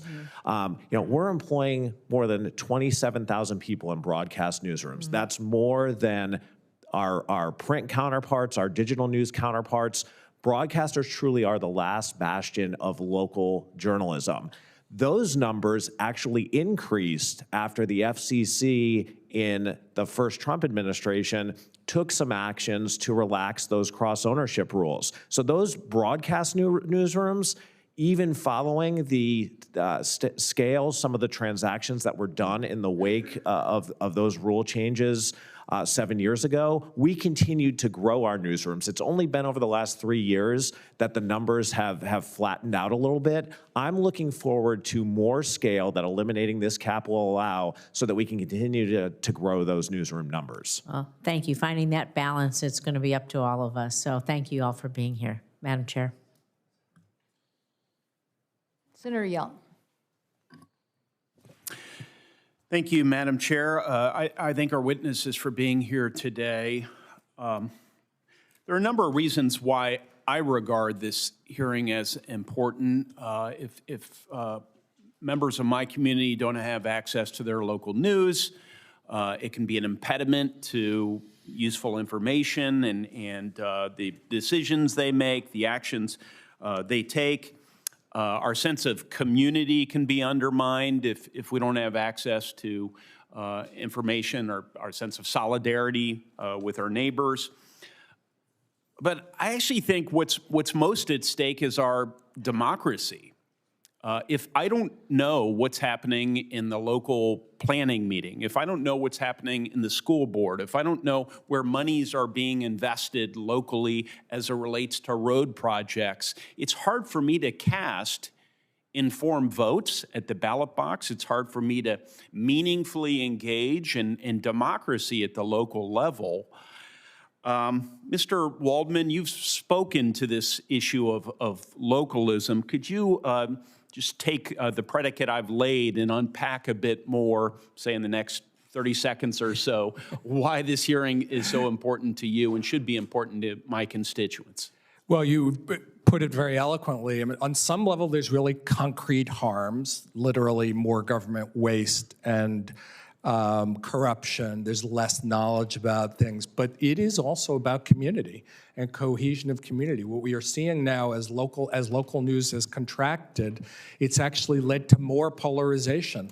And that's because you don't have the news about the things that bind us together, whether it's the high school sports team or the new theater experience or the inspiring teacher that just passed away that you learned about. These are things where make people, instead of looking at their neighbors as cartoon characters or caricatures, as actual neighbors. And we have this twisted phenomenon. It strikes me as twisted. Others have, I think, come to regard it as just the way things are, where even local news is becoming nationalized. Exactly. Fitting into a national narrative. Completely unhealthy, superficial, I should add, in terms of how we look at some local issues, and it sells short our citizens as we try and provide them the feedstock to be engaged members of the community. They don't have access. We don't have access. I'll personalize it oftentimes to engage in local issues. There was a study that came out just yesterday that pointed to exactly this paradox, which is that people actually feel like it's easy to get information about national news and harder to get news about their own neighborhood. So this is, I thought it was really important to cover that for my constituents and for others, because I think we make a mistake if we just regard this as an issue for business people and investors. It is that. It's a very important consideration. But we also need to be able to debate the merits and demerits of ownership decisions and caps within the context of community. Exactly. Mr. LeGeyt, if the status quo as it relates to the ownership cap, something we've discussed at some length here, were to remain the same, what would be the impact to local broadcasters 10 years down the road? And what would that mean to my constituents in the state of Indiana? Thank you, Senator. And just to follow on from your initial remarks, what local stations are doing, what local broadcast stations are doing in your community throughout Indiana is providing that local trusted news, bringing communities together when other forms of media are monetizing division. We are combating mis and disinformation. That's what local broadcasters do best. And we don't have a business if we are not exceptional in the service we're providing in local communities. If you were to look market by market across the country, the #1 station in those markets is the station that is most devoted to those community services. So that is what we are fighting for today, is that trusted local journalism, but it needs scale, right? I alluded to it previously and in my testimony, but today as a standalone, more than half of local broadcast newsrooms in this country are not profitable. We are competing for advertising dollars with Google and Facebook, global behemoths. We're competing for eyeballs with Netflix and Amazon. We need scale in order to better compete. And that scale is going to pay for that localism, that investment in communities that is expensive. No one else in media has boots on the ground when that storm rolls through, both in anticipation, during the storm, and then in the aftermath to help the communities rebuild. And we need scale to compete with these nationwide pay TV providers. Otherwise, we can't fund that journalism, and we certainly can't pay for premier sports like the Super Bowl and keep them on broadcast. I regret I'm already over my time, but I would love to ask all of you questions in this forum. Thank you, Madam Chair. Thank you, Senator Young. Senator Klobuchar, are you ready? Yes. Okay, great. Senator Klobuchar. Thank you all. I'm sorry I missed some of it. I'll catch up. I was at a ranking member on a hearing in judiciary. So I guess I'll start with you, Mr. LeGeyt. As you know, I lead the Journalism Competition and Preservation Act to ensure that broadcasters and news publishers can negotiate for fair compensation with the big tech platforms, including some generative AI platforms. So it's becoming, to me, more and more important we go forward with this. And we know there's been profiting off of news content across the board. The National Association of Broadcasters has said that this legislation would level the playing field by enabling fair negotiations and increased investment in local newsrooms. Why is it so critical for local news to empower news creators to negotiate their fair share of advertising revenue with big tech platforms? As you know, I lead that bill in the past with Senator Kennedy. Thank you, Senator, for the question. Over the course of the last 2 decades, and I think this is an item that everyone on this panel can agree with, the big tech platforms have siphoned billions of dollars out of local communities. More than 70% of the ad marketplace has gone from traditional media over to big tech, and that's undermining our ability to fulfill that local obligation that's been the topic of today's hearing. The JCPA is an extremely meaningful way to allow for leveling that playing field, allow us to negotiate fair compensation when our content is accessed through those platforms and increasingly through the generative AI platforms. But that lack of scale is also a symptom of what we are talking about here today, which is that broadcasters lack that scale to compete with these global behemoths in every context. And an important first step is for the FCC to update these broadcast ownership rules, which would allow us to better compete with the tech platforms as well. Okay, thank you. Sort of along these lines, as you know, Senator Cruz and I passed our bill, the Take It Down Act, regarding non-consensual porn, both AI created and actual. We've seen so many suicides of kids over this, and we passed it, and the president signed it into law this last year. The next step to me is the deep fakes bill that Senators Coons, Blackburn, Tillis, and I have put forward that would establish rules of the road to give artists, musicians, anyone control over their own voice. In a previous hearing, you told story about how people had created deep fakes of local news broadcasters. Could you talk, while I know this is a little off the focus, but not actually, because all of this stuff is making it harder for the real news to get out there, the effect of this and the need for some rules on AI?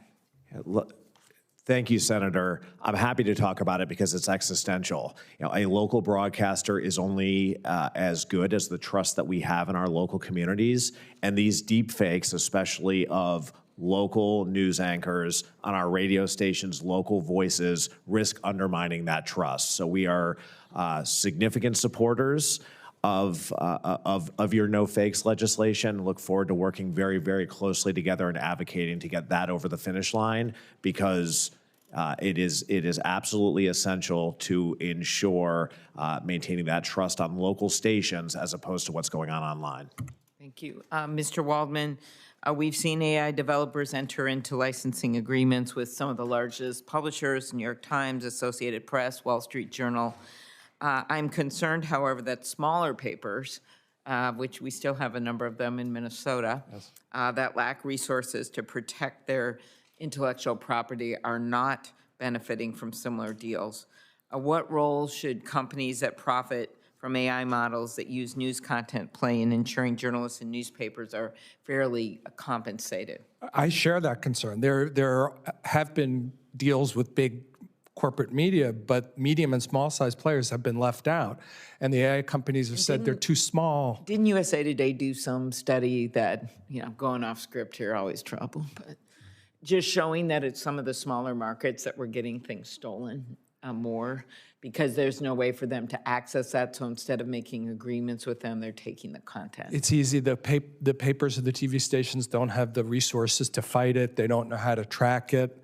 And so, yes, they're being... The AI companies don't have that data on some of the smaller stuff. I know this from checking, like you go in an area, a small town where there's a flood, and they have tons of stuff wrong all the time. Well, that's the great riddle here, is that local news is degrading, AI is making it worse potentially, and that will make AI worse, because AI needs to have accurate local information. So how can we ensure, last question, that smaller newspapers are paid for their content by AI companies? Well, one is bills like yours or other efforts to require that local folks are treated evenly and that they have the ability to organize collectively. I would also say that you'd want to look at things like mitigation fees placed on big tech companies that could be used to finance legislation to support local media. Did you put your thumb up, Mr. Ruddy? Or your hand up? No, I'm sorry. I was just, somebody waved to me. One of the photographers, I figured I'd wave back. Okay, that's a very good move.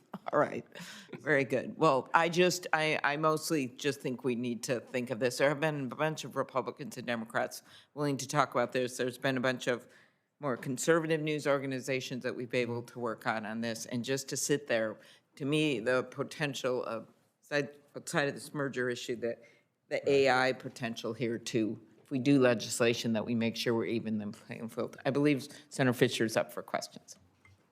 Thank you, Senator Klobuchar, and thank you to our witnesses who are here today.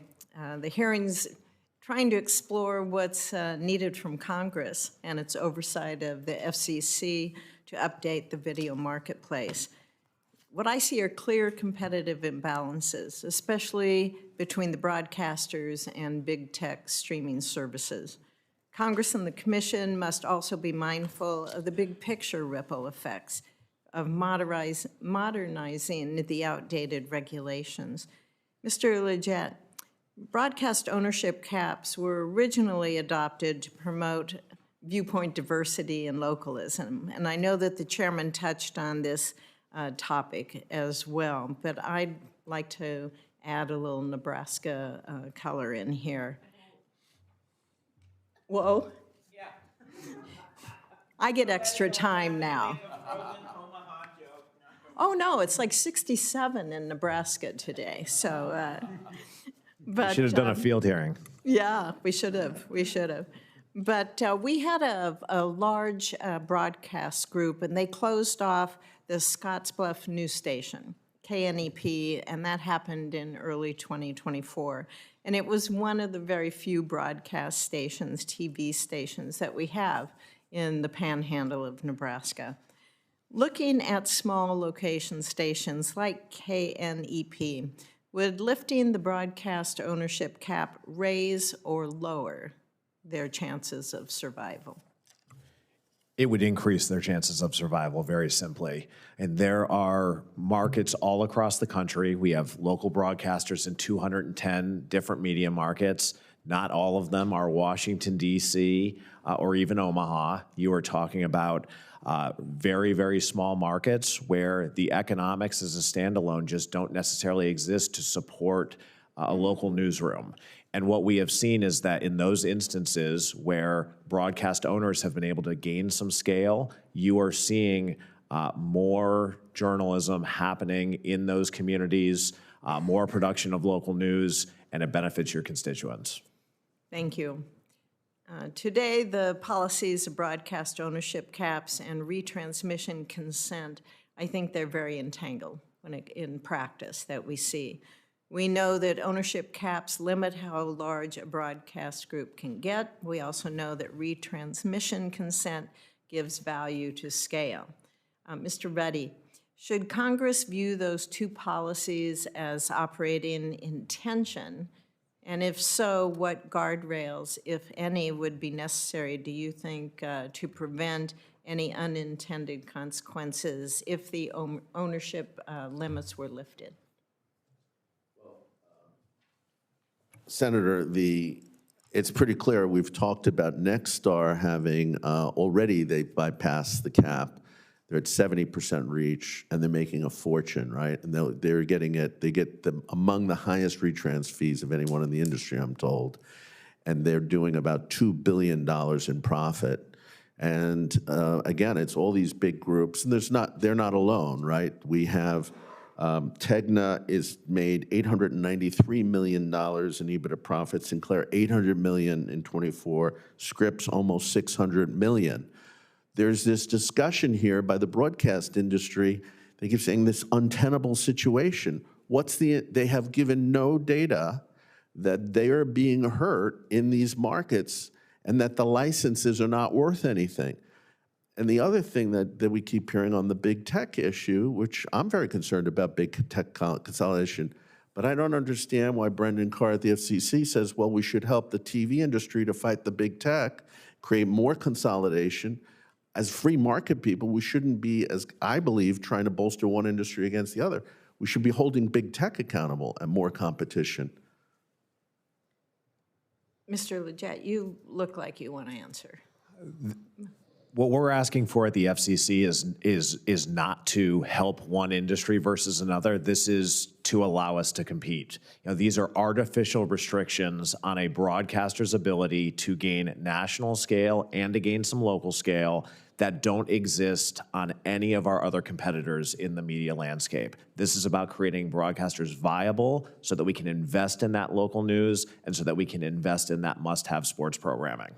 And Mr. Johnson, if these limits were relaxed, how do you think that's going to affect consumer prices, local station autonomy, and do you have any evidence that would guide how you're assessing this?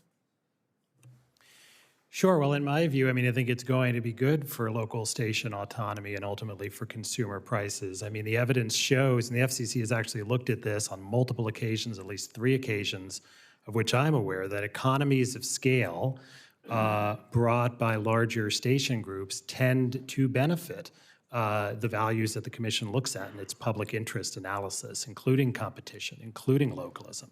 What I would like to see is affiliates having a larger role at the bargaining table in their negotiations with major networks or in negotiations with streamers, which right now those negotiations are dominated by the major networks. I'd like them to be able to bargain for more ability to preempt national programming that might not reflect the values of people in different communities across the country, right? I'd like them to be able to reflect for more ability to choose what syndicated programming are we airing. So I think that you open up those possibilities more when you remove some of these artificial, restrictive limits. I mean, the kind of one of the questions raised by this back and forth is when you have this old ossified 39% ownership cap, do you regulate up or regulate down? I don't think the answer is you impose a 39% cap on the streamers that's pegged to decades old market realities based on a snapshot in time back in the 1990s or early 2000s. It's let's put everyone on the same playing field, continue to have competition review at the DOJ. You're going to still have public interest review at the FCC. That's going to give these broadcasters and these local stations a chance to survive and to thrive. And Mr. LeGeyt, if I could just get hopefully a short answer from you back to the retransmission consent fees that are there. Do you believe that the increased broadcast consolidation would have no material effect on that consent fees, or do you think that such effects would probably exist but should be tolerated? Where are you in that? I'm focused on the value that retransmission consent provides to local communities and local viewers. It is those dollars that are being plowed into local journalism. Without retransmission consent, there is no business model for local journalism, so that is my focus. Okay, thank you very much. We've been joined by Senator Merkley. You are recognized. And you've been joined by Senator Markey as well. This Merkley-Markey thing is very confusing. We have been joined by Senator Markey. No problem. Who is a good friend and colleague. I am so thrilled you are here today. I had Congressman Moakley Markey for years, and I thought I escaped it when I came over to the Senate. So thank you. So I'm glad that the Senate Commerce Committee is holding today's hearing on media consolidation, because throughout my career, I have been very skeptical of media consolidation because I believe localism is essential to our democracy. And when ownership is local, journalism is local. When decision-making moves further away, communities lose coverage, accountability, and trust. And that was true decades ago when I was opposing consolidation, and it's still true today. And right now, we're facing a real crisis in local journalism. Newsrooms are shrinking, reporters are losing their jobs, entire communities are becoming news deserts. And at the same time, we're hearing calls to solve this crisis by eliminating the Federal Communication Commission's national ownership rule and allowing even more consolidation at the national level. That would be a mistake. We need a much broader conversation about this because just as eliminating the national ownership cap won't solve the local journalism crisis, neither will protecting the status quo, especially as new technologies such as artificial intelligence continue to undermine the news industry's business model. So today I want to focus on one core question. How do we actually fix the local news crisis? Not grow national media empires, but revive local journalism. So Mr. Waldman, you and your organization have been working on this issue for years. Do you agree that local journalism is strongest when news outlets are deeply rooted in the communities they serve, with reporters physically present and accountable to local audiences? Absolutely. Local news in local hands works best. It builds trust. It's more accurate. It's more fair. When policymakers are consolidating, are considering different approaches to the local news crisis, including enabling greater media consolidation, do you agree that those policies should focus on getting more journalists on the ground covering local communities? Exactly. That should be at the center of the debate, is whether or not there are enough journalists in those communities. And I completely agree with that. And I think we need to start considering ideas for how the government can invest in local journalism. The states are ahead of the federal government here. And I know that you have examples from Illinois and Kansas that demonstrate that. Unfortunately, the roll call is on right now, and I'm going to have to run over.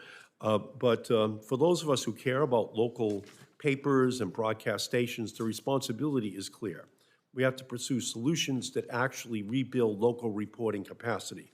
And that means that as people are talking about media consolidation, We also have to ensure that it's not going to accelerate the disappearance of local journalism jobs.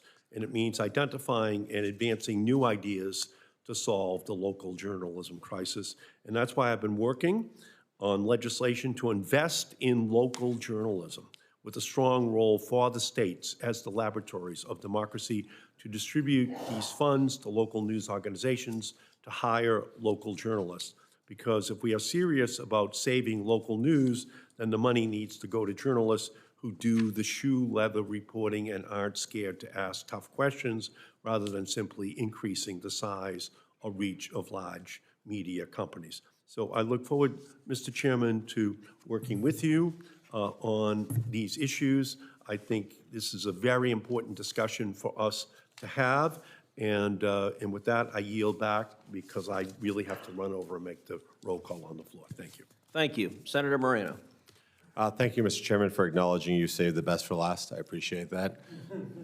Right? Is that was what you said? You may extend your remarks at your leisure. Perfect. All of you are in the media, entertainment, and broadcast business, whether directly or indirectly. So as we approach the end of this hearing, give me the 20 to 30-second reason why the cap should or should not be increased, starting with you, Mr. Waldman. Well, I think our group actually hasn't taken a position on whether or not they have the authority to do Well, you feel free to. But I would say this, that if you look at liberalizing the cap, don't just assume that scale will lead to more local news. If you believe that's a possibility, then require it. Require that liberalization is tied to guarantees that it will lead to more hiring of local reporters. Thank you. Mr. Johnson? Senator, I dealt with a very similar issue when I was general counsel of the FCC. Under Chairman Pai, we repealed these prescriptive net neutrality rules that were industry-wide, applied to everyone, every internet service provider of every shape and size.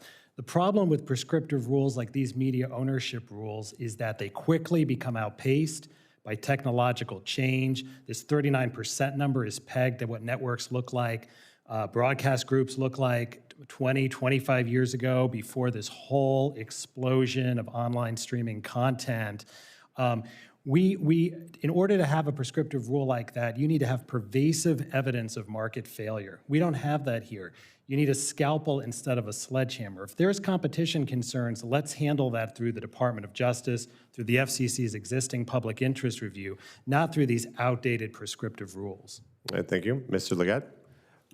Modernizing these ownership rules, including elimination of the national cap, is existential for the future of local broadcasting. Our industry is competing for advertising dollars with Google and Facebook, global behemoths. We are competing for audience and for programming with Netflix and Amazon. And simply put, we are doing it with one hand tied behind our back because we can't even gain scale nationally to allow us to compete in those markets. Mr. Ruddy? Well, Senator, I think there's several reasons. One is Congress set the mandate. Michael O'Reilly, the former commissioner, just said overwhelming number of commissioners said it's law. Ajit Pai had said it's law. Brendan Carr had signed a concurring opinion saying it was law. They don't cite any legal experts that I'm hearing from that are saying that you could just change it by a bureaucratic act of the FCC. We've been sold a bill of goods. The FCC was mandated to do these public TV licenses to serve the local communities. In my mind, there has to be a tremendous emergency for this to all be waived so that 3 or 4 big companies can own all of these licenses. And so far, the broadcast industry has not told the Senate any data that provides that they're in crisis. In fact, Nexstar made $2 billion. If you look at all the other companies, the top 7 TV station groups all made pretty much in excess of $500 million in EBITDA in 2024. There is no crisis. They're inventing this because they know they can make billions of dollars by waiving the rule. And it doesn't serve the public interest, competition, or the diversity of voices that the public would like, especially with local news. All right, well, thank you. I'll turn it back over to Mr. Chairman. Thank you. Thank you, Senator Moreno, and I will recognize Senator Lujan, and I will point out that Senator Moreno made the observation that this committee was leaving the very best for last. Senator Lujan. Mr. Chairman, I don't know what you're up to today, Mr. Chairman, but Bernie, I appreciate that, sir. I knew you were coming in. So. Thank you, Mr. Chairman.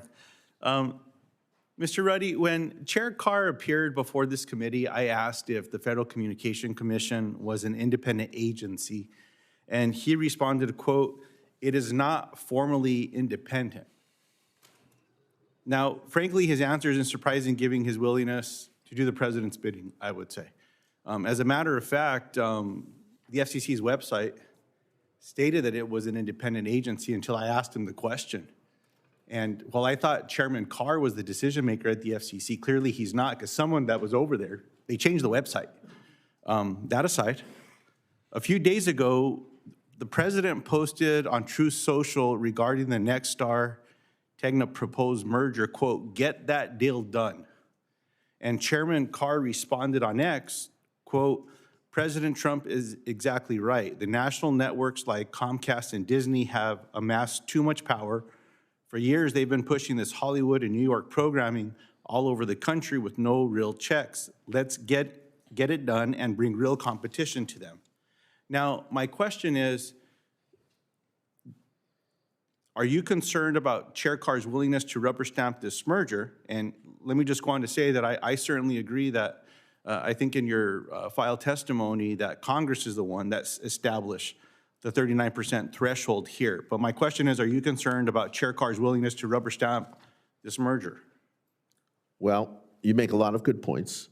I do believe it's an independent agency, and even as an independent agency, they should be listening to the president, members of Congress, and others, and they certainly should take that into account in their decision-making. He is not alone at the commission. As you know, there's another member, and hopefully there'll be another Democratic member soon, and another Republican member. I think Chairman Carr has not given the president good advice. I mean, on the face of it, he says that he wants to increase competition by allowing massive consolidation, so we move from 7 TV companies to 2 or 3. How does that increase competition? The purpose of competition and deregulation is to lower prices. But what we're seeing is when you, in a closed market, there's only 4 major licenses in every market, that they increase prices because they have so much market dominance and power. It makes common sense. I believe that the chairman has been inconsistent. For example, I think he was right to criticize Jimmy Kimmel. I don't believe in the censorship on Jimmy Kimmel, but I think that he'll say that I'm involved in this. He's calling for him to be fired because he says it's in the public interest. These are public licenses. But at the same time, he's saying the public interest doesn't matter. We should just allow 3 or 4 companies to own all the licenses. I think there should be a consistency. I think he should encourage all of these major networks that when it comes to politicized comedians, they should show balance. And I think it's unfair that we've had several that have just bashed President Trump for the past 15 years without response. But I think the answer, again, is not censorship, and it's a balanced interest for the public interest. That's what these licenses are all about. And I think the merger of Nexstar has already proven it's bad for consumers. The prices have gone up, passed on the cable fees. It's led to the decimation of newsrooms in markets where they own more than 1, 2 stations. You know, before they did the merger with Tribune back a few years ago, they had 16,000 employees. Within 1 year, they went down to 12,000 employees. If you're a journalist working for Nexstar, you should be starting to post your resume if this merger goes through. It's going to be thousands of jobs. But ultimately, again, it's the local communities that get hurt because of the lack of news diversity.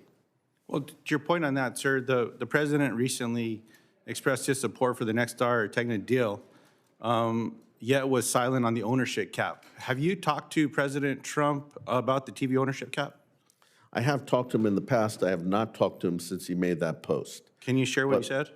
But let's go back. He was very emphatic. Back in November, he posted to Truth Social that bigger media is not good, that less media, less bigger networks is better, and that he supported essentially the ownership cap.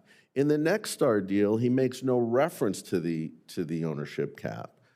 I believe that Nexstar is already in violation of the ownership cap. They're at 70% reach. They want to go to 80%.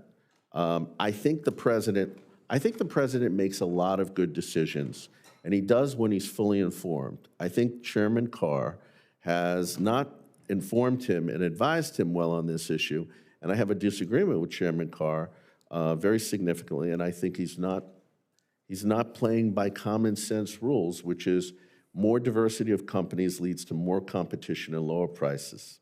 I appreciate that, sir. Mr. Chairman, I have other questions. I'll submit them into the record because of time.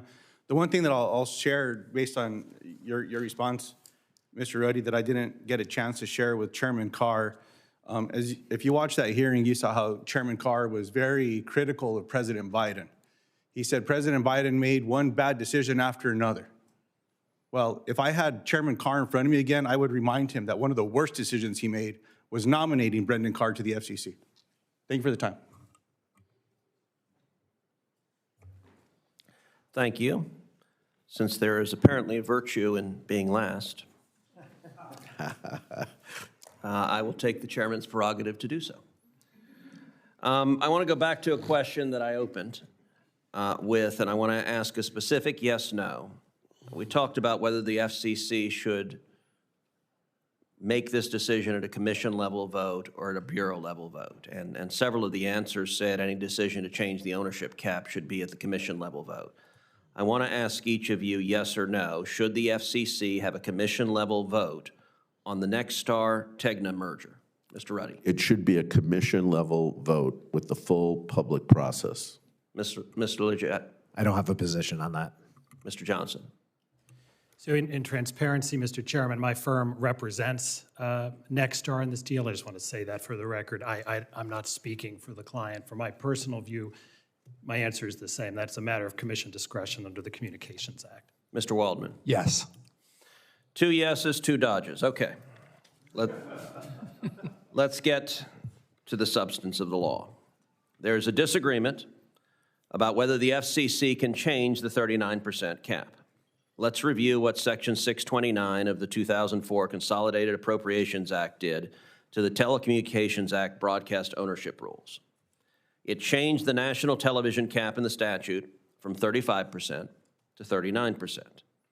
It gave businesses 2 years to come into compliance with the 39% limit. It barred the FCC from using its forbearance authority to waive the cap, and it expressly excluded the 39% cap from being part of the FCC's established regulatory review process. This is a question for both Mr. Ruddy and Mr. LeGeyt. Yes or no, on the day after the enactment of this 2004 law, did the FCC have the statutory authority to adopt rules that set the national television audience cap to, say, 42% or 50%, or was the FCC instead bound to follow the 39% cap fixed by statute? Mr. Ruddy. The reason Congress set it at 39 was that the FCC, after the 96 Act, tried to raise it 45% by fiat. And they said, wait a minute, you can't do this. And there was basically bipartisan support for the 39%. So I don't believe they have the authority, and several legal scholars have said they don't. And so I'm not a legal expert, but it appears pretty black and white that they said it and it should remain law. Mr. LeGeyt, the day after the 2024 law was passed, could the FCC have set the cap at some number substantially higher than 39%? Legally, possibly, but as a matter of practicality, given that it was an appropriations directive from Congress, no. But importantly, so you say legally possibly. How legally possibly? Because Congress didn't set the 39% cap in statute. They directed the FCC to adjust their regulations from a 35 to 39% cap. It is not codified in statute. How did they direct them to make it 39%? Through that Appropriations Act that you just referred to in 2004. An Appropriations Act is not statute? What the language of the act did was that it directed a modification of the regulation. But did it say any modification, or did it say modify it to 39%? Modified to 39%, but importantly, it did not remove the FCC's authority, which had previously been upheld by the DC Circuit, to modify that number on an ongoing basis. Well, it did explicitly exclude the 39% cap from being part of the established regulatory review process. It did. It modified the requirement that the FCC review the cap, but it did not remove the affirmative authority on an ongoing basis to review it. All right. Distinction with an important difference. Next question. The NAB's position is now the FCC could use other authorities to get around that cap, which presumably are the same authorities the FCC had and could have used in 2004, 2005 to change the cap. Put another way, the NAB's position on the 30.9% ownership cap is that that which is not prohibited is permitted. This is a question for both Mr. Ruddy and Mr. LeGeyt.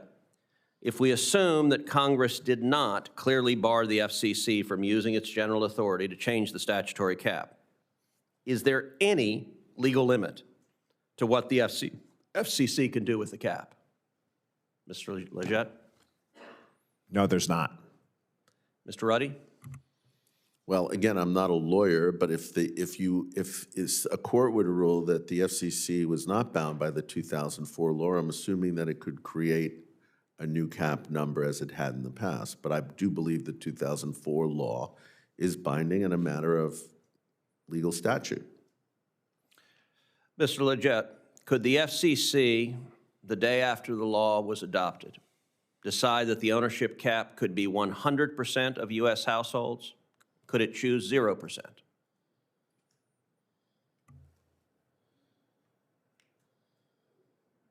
The FCC, as an administrative agency, obviously needs to go through a period of notice and comment and appropriate administrative procedures, but nothing in the act would prohibit the FCC from doing so.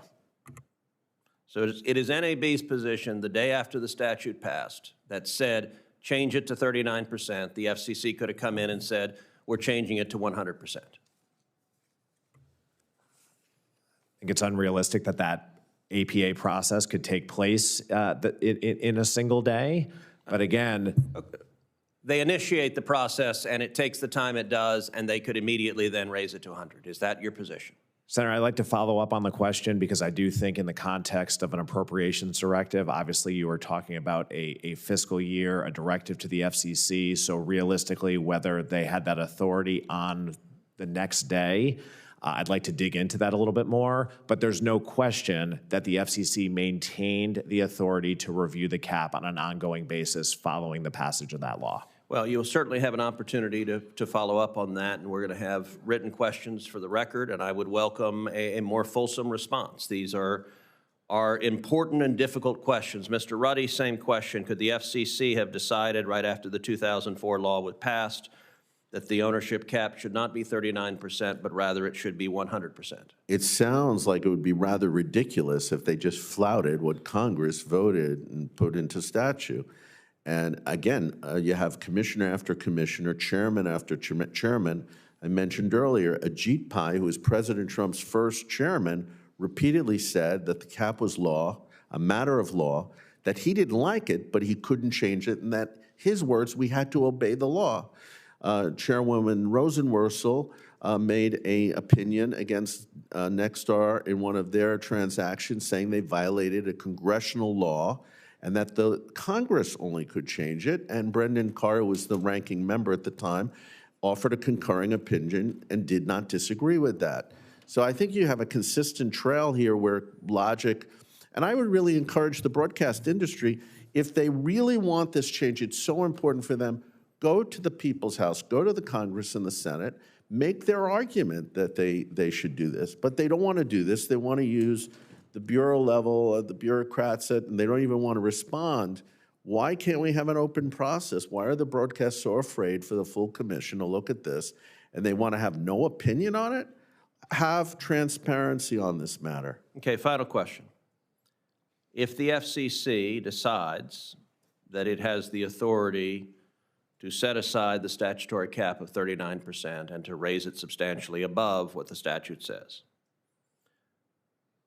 What is the likelihood that that decision will be challenged in litigation? And what is a reasonable estimate for how long that litigation will take and what the consequences of that litigation will be? Mr. Ruddy and then Mr. LeGeyt.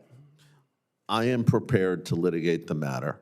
I believe that it's just a blatant violation of congressional law, and I think it's a very dangerous thing that a basically industry group that stands to make billions of dollars can just circumvent what Congress has said. That the public overwhelmingly supports my position and the current law, that they would like less consolidation and they want more diversity in media. And Mr. LeGeyt, you get the final word, which I guess, given the committee's rule, means you're the best that is here. Thank you, Mr. Chairman. I think if history is a guide here, every modification that the FCC has made to its ownership restrictions has been challenged in court on one side or the other. So I would certainly expect that here as well. But we would certainly ask that judicial review be expedited, because this is an existential crisis for local broadcasters. Right? Our competitive landscape is one in which broadcasters are competing with one hand tied behind our back because of the scale of these global tech companies, Netflix, Amazon, Google, Facebook. They are siphoning away our advertising revenue. They are pulling away our viewers. And the only way we can invest in local communities like yours and continue to do the invaluable work being done across the many markets in your state is with more scale. I mean, I made the point separately, but I want to leave the committee with this, that if judged on an independent standalone basis, more than half of the broadcast newsrooms in this country are not profitable. They would not exist as standalone businesses. The only way that we can continue to serve communities in the 210 markets in this country is to have some scale to do so, and elimination of these rules, which are not 9 decades old, last reviewed more than 20 years ago. This media landscape's been completely reshaped, and we need to compete. Okay, I want to thank all the witnesses for their testimony today. This hearing, I think, was quite helpful to the committee. Senators will have until the close of business on February 17th to submit questions for the record. The witnesses will have until the close of business on March 3rd to respond to those questions. This concludes today's hearing. The committee stands adjourned.